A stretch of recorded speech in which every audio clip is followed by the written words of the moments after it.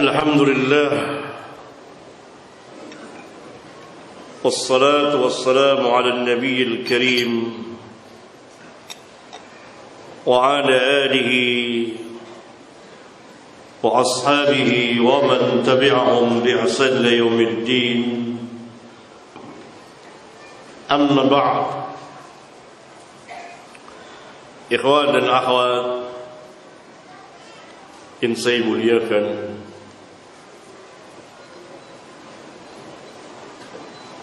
semoga Allah Subhanahu wa taala membahagiakan kita di dalam hidayah dan rahmat-Nya. Saya akan menjawab sebagian pertanyaan, di antaranya di dalam Islam sering terjadi perbedaan tafsir. Padahal para sahabat, perselisihan mereka mengenai tafsir Al-Quran hampir tidak pernah terjadi perselisihan, yakni sangat sedikit sekali. Hampir tidak ada. Barangkali perbedaan lafaz, tapi maknanya sama. Kalau mereka berjalan sesuai dengan sunnah Nabi mereka yang mulia alaihi salatu wassalam. Kalau dalam sunnah pun demikian. Kalau ada yang keliru maka dibetulkan. Kemudian mereka diikuti oleh tabi'in dan tabi'ut tabi'in dan seterusnya.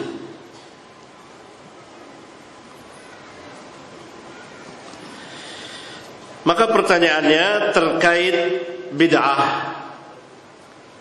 Bagaimana pendapat ahli hadis di luar Wahabi? Apakah mereka semua setuju dengan pendapat Ustaz? Pertama, telah atau pernah saya jelaskan di majelis ini, di ta'lim kita ini, di Masjid Riyadhus Shalihin, masalah Wahabi. Ya, pernah ya. Wahabi adalah penamaan yang diberikan kepada oleh sebagian musuh-musuh Islam kepada ahlus sunnah, yakni ketika dakwah Syekh Muhammad bin Abdul Wahhab diterima oleh kaum muslimin dan menyebar ke dunia Islam, dan kaum muslimin kembali kepada Alkitab dan Sunnah. Syekh tidak membawa ajaran baru. Saya kira kebanyakan dari mereka yang melemparkan tuduhan Wahabi kepada dakwah Syekh Muhammad tidak banyak yang membaca kitab-kitabnya. Adakah kitab-kitabnya menyalahi Alkitab dan Sunnah? Adakah kitab-kitabnya menyelisihi para ulama Ahlus Sunnah wal Jamaah? Adakah dakwanya berlawanan dengan dakwah para imam di dalam agama kita ini? Saya kira mereka tidak banyak mengetahuinya, kecuali di seputar tuduhan, dari satu tuduhan kepada tuduhan yang lain.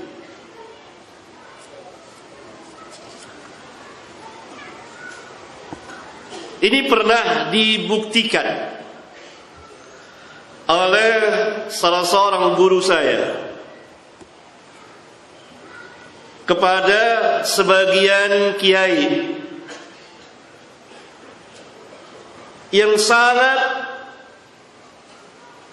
memusuhi dakwah Syekhul Islam Ibn Taimiyah, padahal tidak pernah membaca kitabnya, tidak pernah sama sekali mengetahui dakwahnya. Diberikanlah sebuah kitab, setelah dihilangkan nama penulisnya, cover depannya dihilangkan, karena dia seorang kiai, bisa bahasa Arab, baca kitab, bagus apa tidak? Baca. Bagus, bagus. Berdalil qala Allah, qala Rasul, qala Allah. Apanya?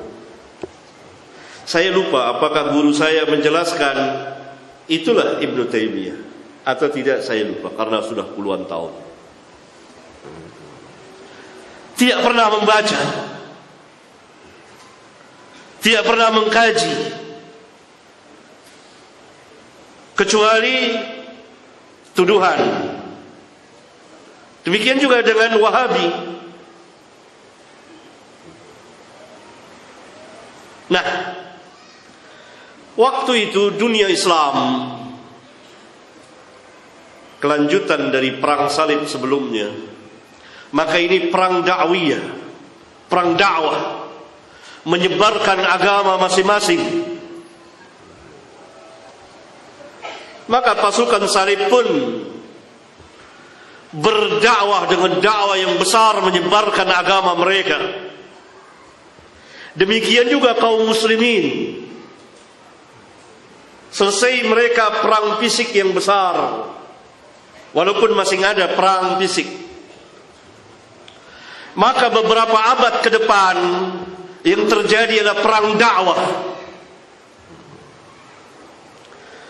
Maka pasukan salib berangkat ke negeri-negeri kaum muslimin, mencoba menjajah mereka sambil menyebarkan agama.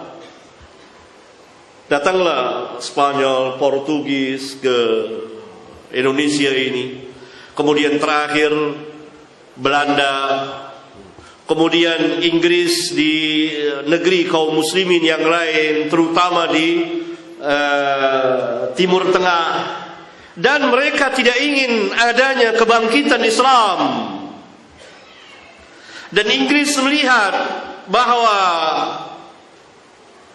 dakwah ini, dakwah Syekh Muhammad yang muncul dari Hijaz, dakwah sunnah ini, dakwah yang akan membangkitkan kaum muslimin ini membahayakan posisi mereka. Maka salah satu caranya adalah memisahkan dakwah ini dari kaum muslimin, agar dakwah ini terpisah dari kaum muslimin, agar kaum muslimin membenci dakwah ini dan menuduh dengan berbagai macam tuduhan. Maka disematkanlah nama dengan nama Wahabi. Padahal nama Wahabi itu adalah salah satu sekte dari sekte-sekte Khawarij. Pernah saya jelaskan di majelis ini. Padahal seharusnya bukan Wahabi, harusnya apa? Muhammadi. Karena namanya Muhammad bin Abdul Wahhab. Kok Wahabi tahu-tahu? Padahal ada salah satu sekte Khawarij namanya Wahabi. Sekte ini itu namanya Wahabi. Maka disematkan itu bekerja sama dengan sebagian ahli bid'ah. Dan mereka berhasil memisahkan dakwah itu dari kaum muslimin yang termakan fitnah itu, yang tidak tahu sejarahnya, yang tidak tahu sama sekali, nol besar dari dakwah Syekh Muhammad, bahkan kitabnya pun tidak pernah baca. Coba baca kitab Tauhid. Kita tidak memaksumkan Syekh Muhammad, tidak. Beliau manusia seperti manusia yang lainnya, bisa salah dan bisa benar. Tapi penyimpangan, kesesatan, mana buktinya? Saya pernah juga menjelaskan, dan ketika kita membahas di muqaddimah pertama, orang-orang Yahudi dan Nasara mengklaim bahwa mereka lah ahlul jannah, yang lain enggak. Bahkan Yahudi mengatakan kami ahlul jannah, yang lain Islam, Nasara dan lain-lain tidak. Demikian juga Nasara. Apa kata Allah? Qul hatu burhanakum. Awalnya apa? Tilka amaniyuhum. Itu adalah omong kosong mereka, kebohongan mereka. Qul hatu burhanakum in kuntum shadiqin. Ini ayat merupakan kaidah azimah, kaidah yang sangat agung, kaidah yang sangat besar, bahwa segala sesuatu pernyataan iya atau tidak memerlukan pembuktian ilmiah. Saya ulang, segala pernyataan iya atau tidak, perintah atau larangan, benar atau sesat, surga atau neraka dan seterusnya, memerlukan pembuktian ilmiah. Mana buktinya? Qul hatu burhanakum in kuntum shadiqin, kata Allah. Jika kamu memang orang-orang yang benar, bahwa kamu, hei Yahudi dan Nasara, ahlul jannah, mana burhan? Hanya Islam yang memiliki burhan syar'iyyun wa aqliyyun. Qul hadhihi sabili ad'u ila Allah ala basiratin.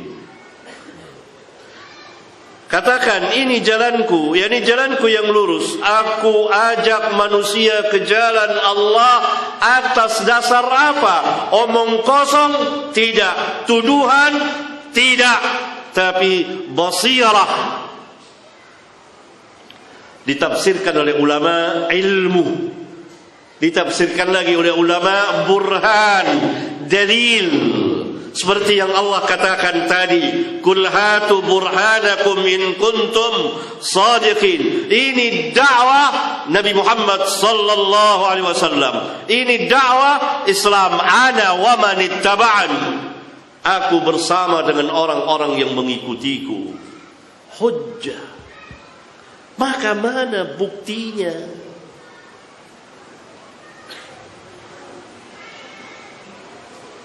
Pertama,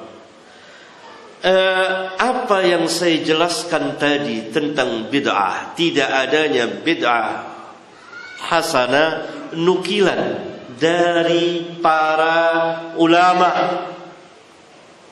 di kitab-kitab mereka.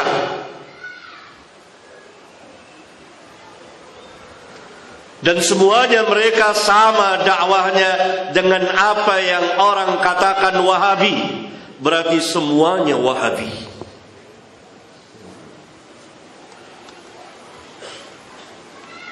Paham? Saya kira mudah-mudahan paham.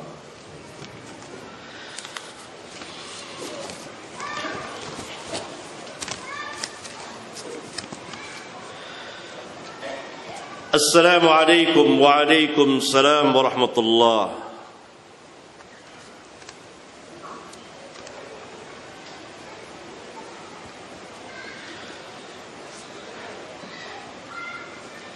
Apakah Umar bin Khattab radhiyallahu anhu, ya salah nulis kali ini, termasuk as-sabiqun al-awwalun, orang-orang yang pertama masuk Islam? Berapa batasan orang-orang yang pertama masuk Islam? Makna firman Allah as-sabiqun al-awwalun minal muhajirin wal ansar adalah keseluruhan para sahabat al-muhajirin wal ansar.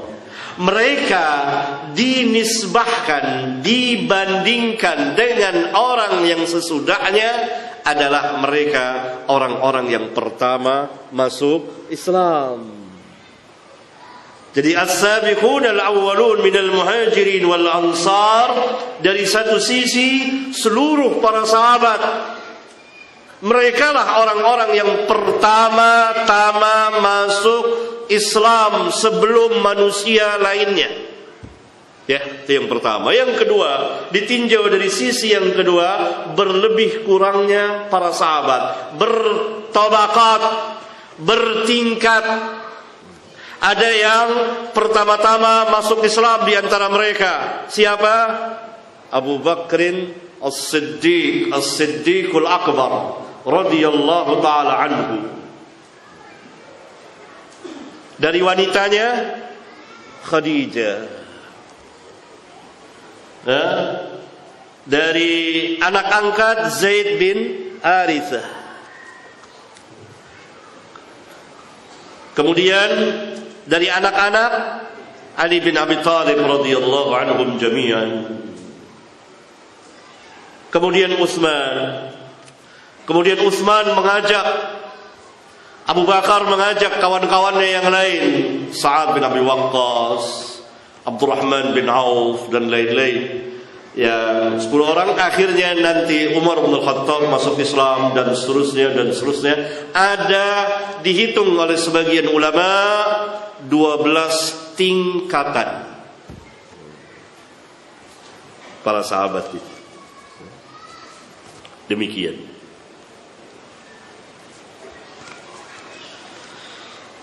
Assalamualaikum Ustaz. Waalaikumsalam warahmatullahi. Ya Ustaz, siapakah yang mencetuskan pembagian bid'ah menjadi bid'ah sayyi'ah dan bid'ah hasanah?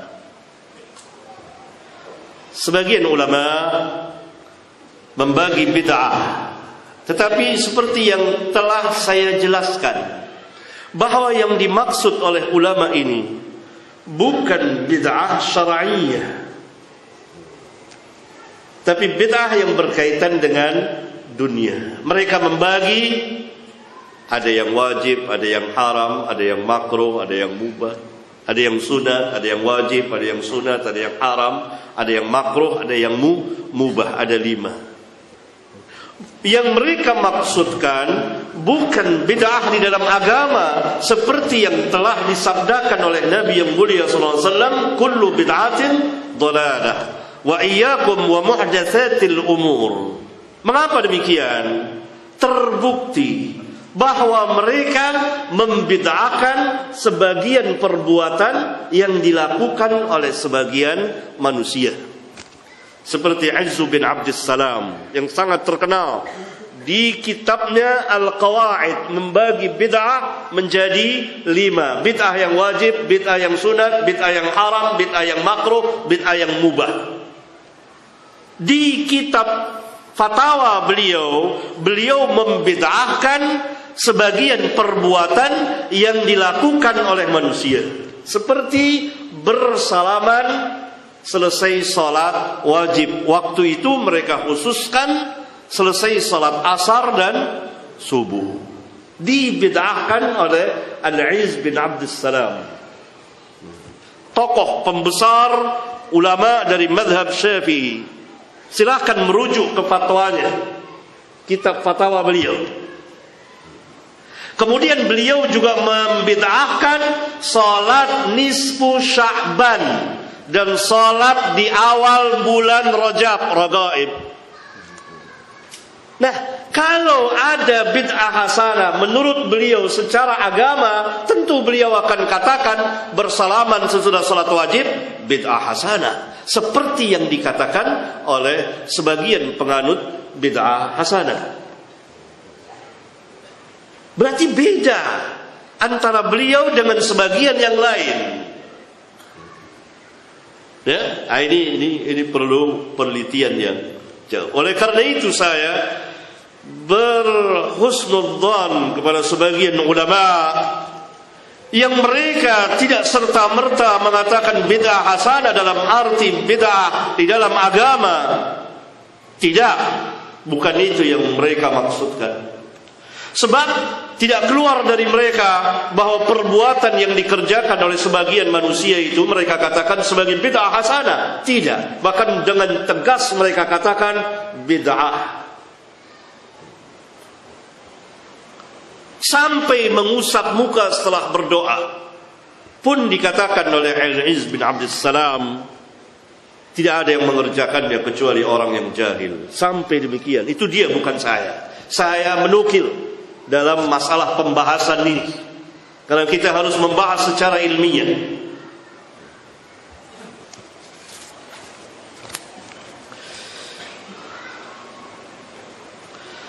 Assalamualaikum waalaikumsalam warahmatullahi wabarakatuh.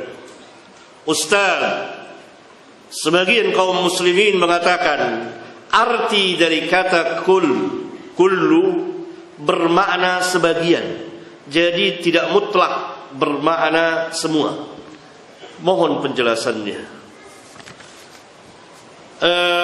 Lafaz kullu yang diketahui, dikenal oleh para ahli bahasa Arab mencakup secara keseluruhan yang disebutkan.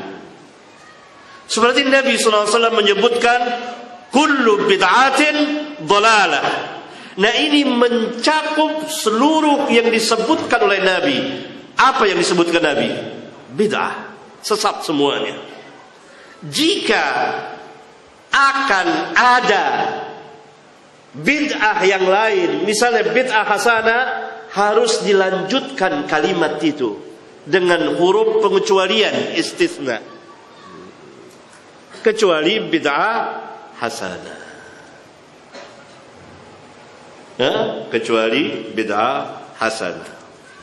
Seperti sabda Nabi yang mulia alaihi salatu wassalam, la nabiyya ba'di, tidak ada seorang pun nabi sesudahku. Sesudahku. Huruf lam di situ alif lam lil jinsi, yang menafikan segala jenis apa saja dakwahan, seruan kenabian tidak ada setelah Nabi yang mulia sallallahu alaihi wasallam. Kalau ada, maka harus disambung dengan huruf pengecualian. Illa ayyasha Allah, kecuali kalau Allah menghendaki.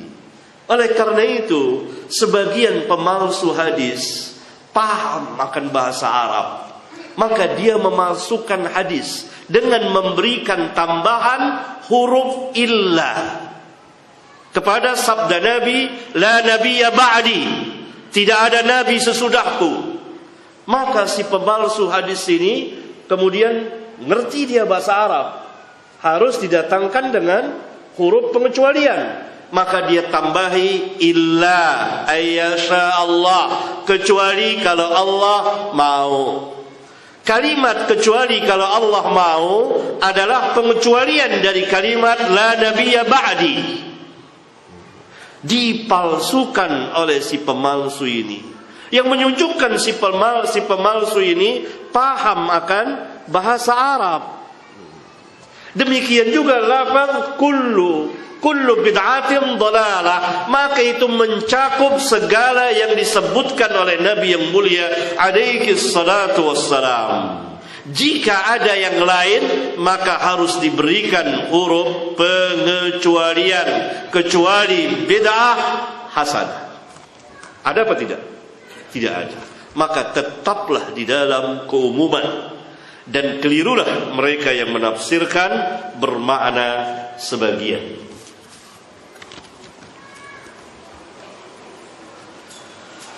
Assalamualaikum Ustaz. Waalaikumsalam warahmatullahi wabarakatuh. Ustaz, pembuat hadis palsu yang bertobat sebelum ia wafat, apakah diampuni dosa-dosanya?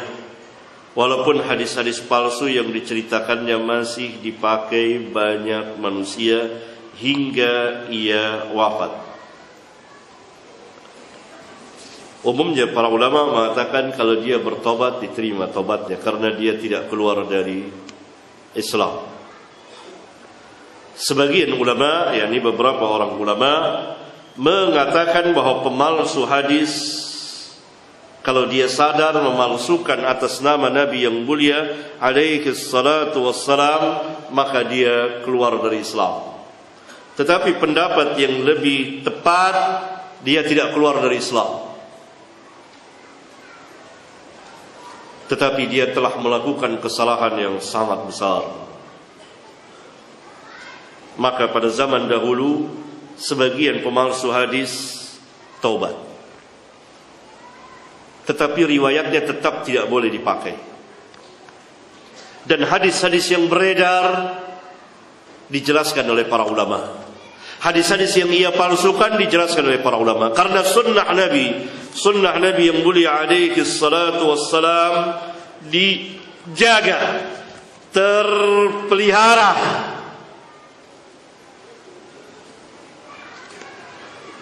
Inna nahnu nazzalna dzikra wa inna lahu lahafizun. Allah Subhanahu wa taala menjaga Al-Qur'an, dengan sendirinya menjaga al-hadis atau sunnah. Kenapa? Karena Allah berfirman dalam ayat yang lain, wa anzalna ilaika dzikra litubayyana lin-nas ma nuzila ilaihim wa la'allahum yatafakkarun. Kami turunkan Al-Quran supaya engkau jelaskan. Penjelasan Nabi apa namanya? Sunnah. Maka sunnah pun terjaga karena ia sebagai penjelas atau yang menafsirkan Al-Quranul Karim. Ustaz, mohon nasihatnya buat kami para penuntut ilmu, khususnya para akhwat yang sibuk dengan goget. Apa goget ya? HP di sini. Apa? Gadget. Saya nggak bisa baca. Ya, dengan gadgetnya, gadget ya.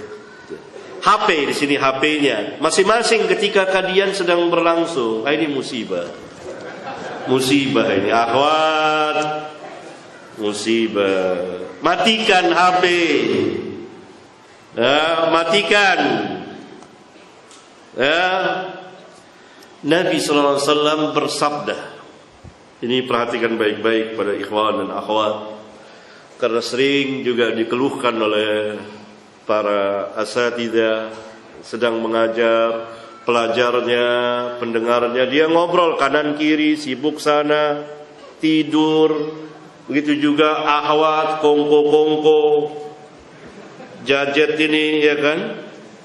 Ya, HP ini menyalahi sunnah. Dalam hadis yang dikeluarkan oleh Al-Imam Al-Bukhari di kitab sahihnya, beliau sallallahu alaihi wasallam memerintahkan kepada seorang sahabat namanya Jarir bin Abdullah Al-Bajali radhiyallahu taala anhu, ansitin nas, suruh manusia diam. Sunnah Nabi di majelis itu diam, mendengarkan, bukan main HP, ngobrol kiri kanan, atau tidur. Kalau demikian, sebaiknya pulang. Karena tidak mengganggu. Karena akan memberikan gangguan.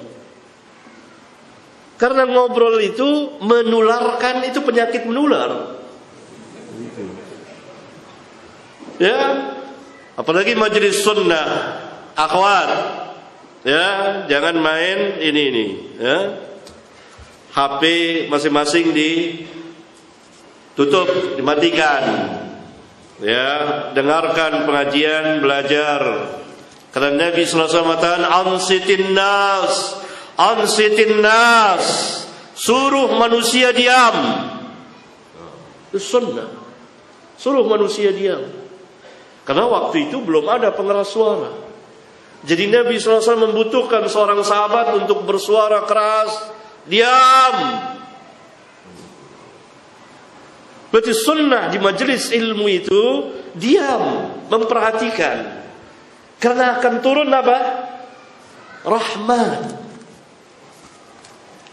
Majtama'a qaumun fi baitin min buyutillah.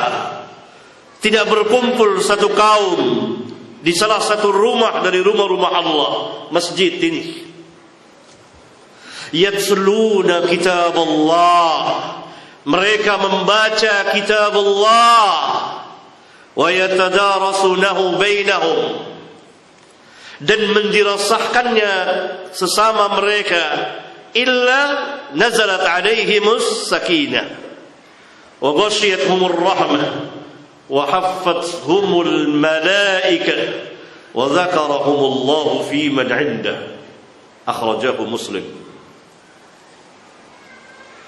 Melainkan akan turun kepada mereka sakinah, ketentraman, ketenangan. Ini keutamaan majelis ilmu.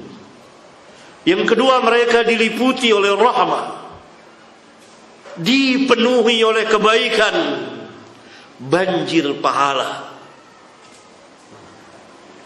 Yang ketiga, dikelilingi oleh malaikat. Dan para malaikat dalam hadis yang lain diterangkan oleh Nabi sallallahu alaihi wasallam saling memanggil, ini yang kamu cari, ini dia majelis yang kamu cari. Maka mereka mengelilingi sayap dari satu tingkatan ke tingkat sampai memenuhi langit sana.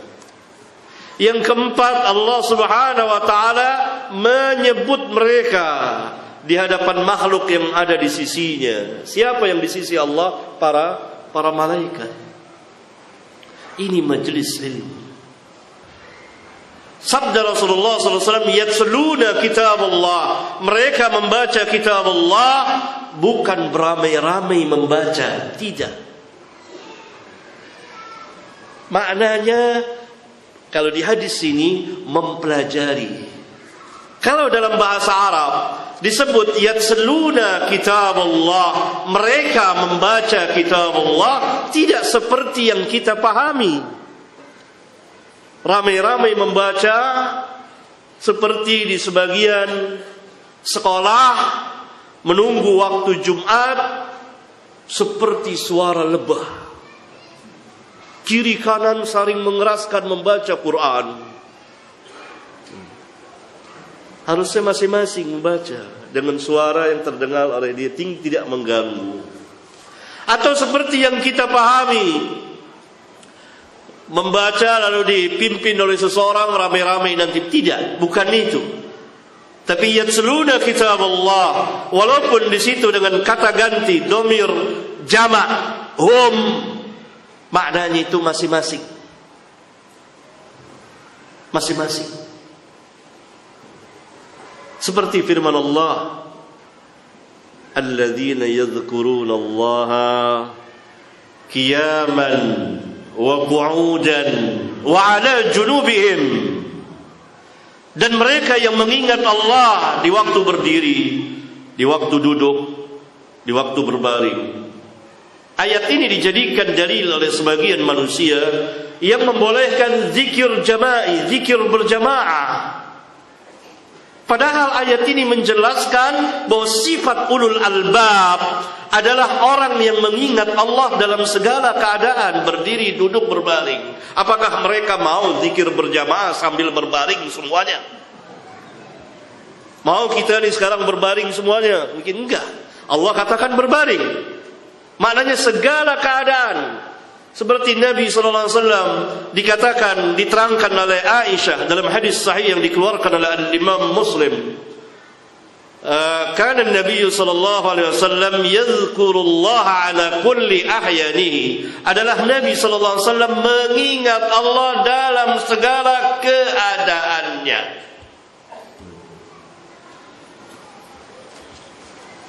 Habis waktu. Barangkali ini ikhwan